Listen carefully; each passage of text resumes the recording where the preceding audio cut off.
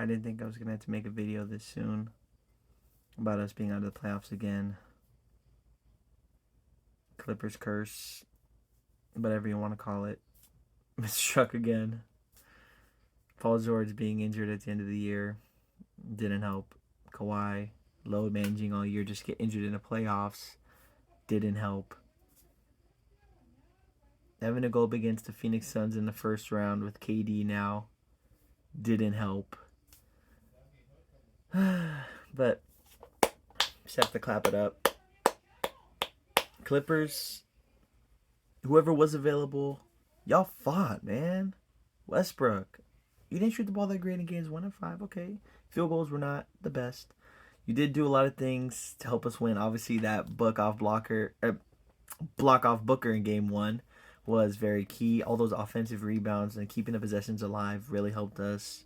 Being everywhere just really helped us, man. So obviously, Russ, thank you so much for that. Russ, you was cooking, brother. Powell too showed up in LA, dropping that 40 piece with Russ dropping 30 that one night too, man. But it wasn't enough. We didn't have enough firepower to keep up, and we kept the series close. So I just got to clap it up for them.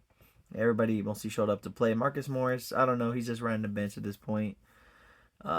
Terrible contract right now, man. But I mean, the only people coming off the books is Russ and Plumlee, so I think we should re-sign them back.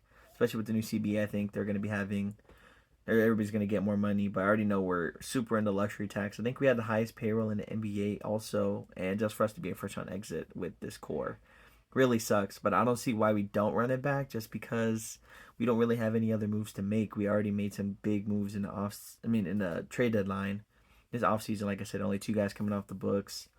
I don't know how much more we would pay Russ. Maybe give him 5, 10 max per year. Maybe same for Plumlee too, 5 to 10, anywhere between there per year seems like a good number. But I think what I'm really disappointed about more is just the fact that Kawhi played game 1 and 2, and all of a sudden he just radio silence. We didn't hear any reason why he was injured, or I always said knee sprain, but then they officially ruled that it was a torn meniscus after the series was already over. So why would you even need to say it now? Oh, okay, yeah, he tore his meniscus. Yeah, so, oh yeah, he'll probably be ready for next year. Hopefully, he's gonna load manage that now, when that's not gonna do him any favors. So it's really upsetting at this point, man. I'm not surprised. I mean, I'm disappointed, but like I said, it's nothing new for me as a Clipper fan. Seeing 3-1 leads blown, injuries in the playoffs time and time again, and continuing to choke. So, but this year, obviously injury struck, but we fought. We were close. We would definitely have a different series if Kawhi and PG were healthy, but that's another what if, man. So overall, man, just the Clippers. I mean, Steve Ballmer's invested so much into this team, building a new arena for us. Obviously, making big moves to get Kawhi and PG in the first place here was a big move in itself.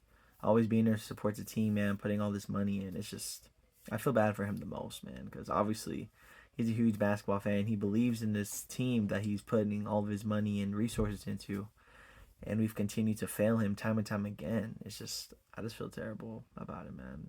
And as fans, man, Clipper fans, we get roasted by Laker fans, Warriors fans, Kings fans, Suns fans, because we're in the Pacific. We ain't done nothing.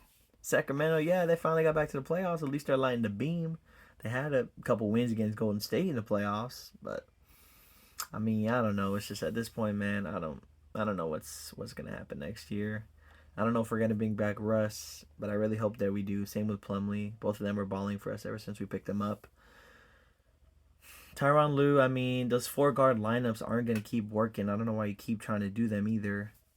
Front office, I mean, we probably have one of the best benches in the NBA. I know we were top 5 in scoring as a bench this year, so that has to say something.